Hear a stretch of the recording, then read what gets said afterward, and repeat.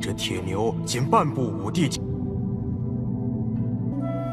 只不过后山上夺获了大量，落血时。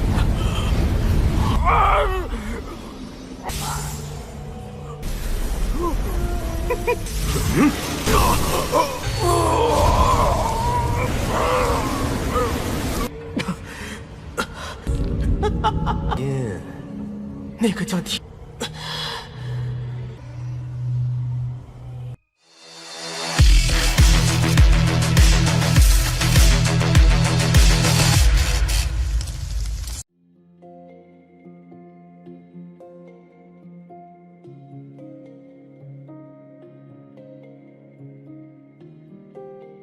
Halo semuanya, selamat datang di Ruang Sinema. Bagaimana kabar kalian semua? Semoga selalu sehat dan baik-baik saja.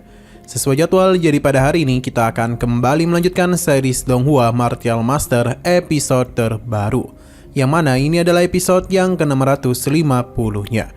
Bagi yang baru bergabung dengan series ini, kita sudah sediakan playlistnya. Jadi kalian bisa mudah mencari di mana episode awal dari series ini. Sebelum kita mulai episode terbarunya, kita akan melihat dulu apa saja yang telah terjadi pada episode sebelumnya. Tepatnya pada episode 649. Kemarin, Qinchan bersama yang lainnya telah masuk ke dalam pavilion, di mana di sana terlihat kalau ada seseorang yang telah menunggu kedatangan mereka. Pria itu bernama Su Yi.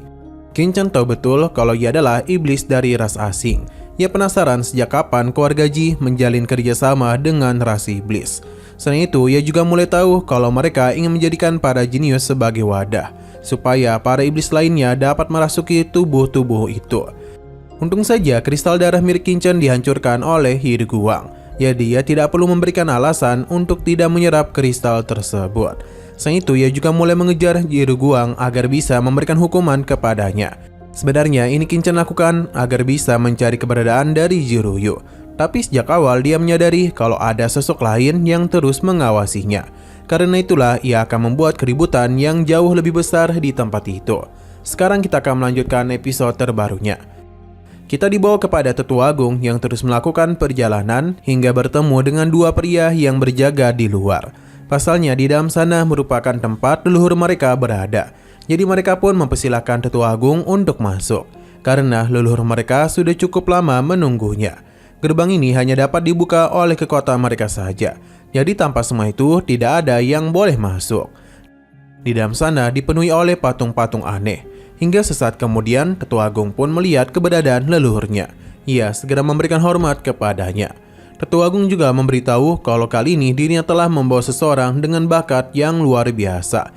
Yang tidak bukan adalah Tinu alias Qinchan. Meskipun dia hanyalah setengah langkah Martial Emperor, namun dia itu sudah bisa menguasai aturan pembantaian dan aturan ruang. Tidak hanya itu, namun di Gunung Dao ia telah berhasil mengumpulkan banyak buah Dao. Leluhur mereka pun mulai merasa tertarik kepadanya. Tapi sangat disayangkan karena Tinu alias Qinchan itu berasal dari pegunungan Luosu. Tetua Agung takut hal itu akan membuat keluarga Ji mereka dalam masalah besar. Tapi leluhurnya sama sekali tidak takut kepada pegunungan Luosu. Pencarian kekuatan itu benar-benar mengejutkan Tetua Agung. Pasalnya, kini kekuatan leluhur mereka telah mengalami peningkatan yang luar biasa.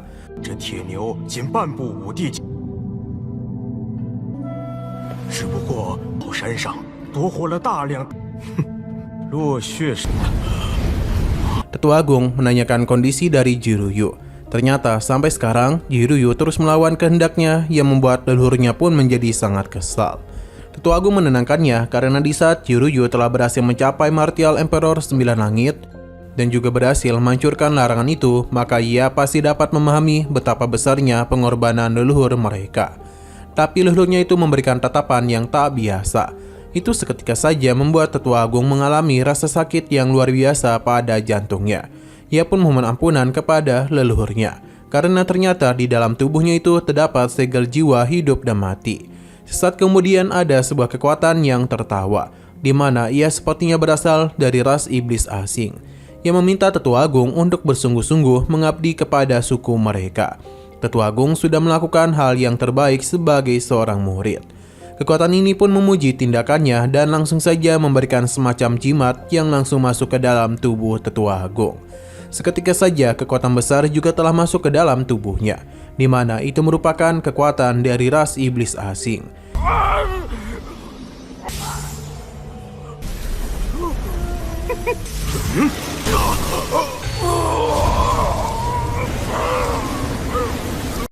Iblis itu memberitahu kalau segel jiwa hidup matinya tidak akan kambuh, setidaknya untuk 3 tahun ke depan. Tapi iblis itu mengingatkan untuk selalu mencari wadah yang bagus bagi suku mereka. Pada akhirnya Tetua Agung pun diminta untuk keluar. Sementara itu, leluhur itu bertanya kepada iblis tersebut, sampai kapan ia akan terus berada di dalam tubuhnya, karena bagaimanapun dia sudah mengabdikan diri dalam waktu yang sangat lama. Iblis ini memintanya untuk bersabar karena ia sudah tertarik kepada pria bernama Tinu itu. 2 hari lagi dia akan melakukan pemeriksaan secara langsung kepadanya. Dan begitu leluhurnya ini bisa sedikit lebih tenang. Mau tidak mau, leluhur keluarga Ji akan mencoba percaya kepadanya.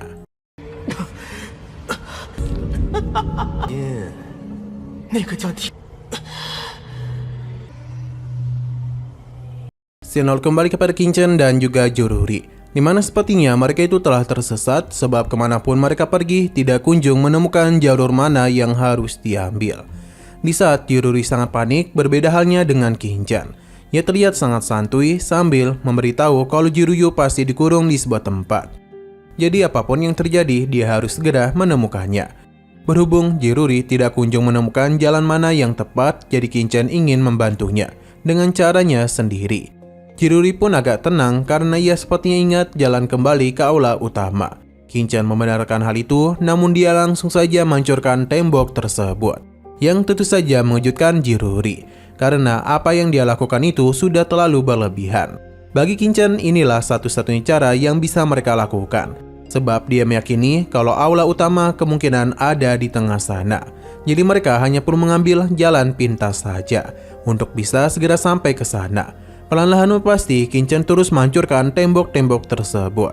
Bahkan getaran yang ada di dalam sana dapat dirasakan di sisi luar pavilion.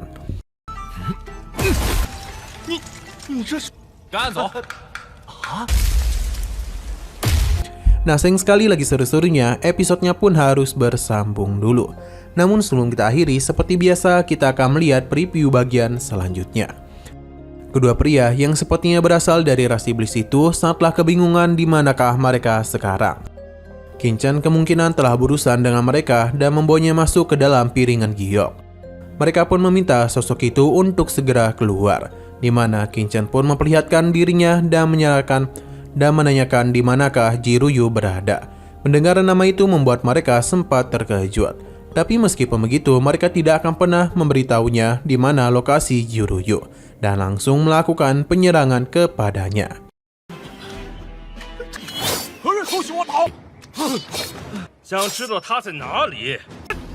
Oke, sekian dulu pada video kali ini. Untuk video selanjutnya akan segera hadir. Jadi bagi kalian yang ingin mengikuti series ini, langsung saja klik subscribe dan aktifkan loncengnya. Terima kasih yang sudah menonton video sampai habis. Jika kalian suka pada video ini, klik like dan share ke teman-teman kalian tentang channel ini. Dan ditunggu aja kelanjutannya. Oke, sampai jumpa di video selanjutnya.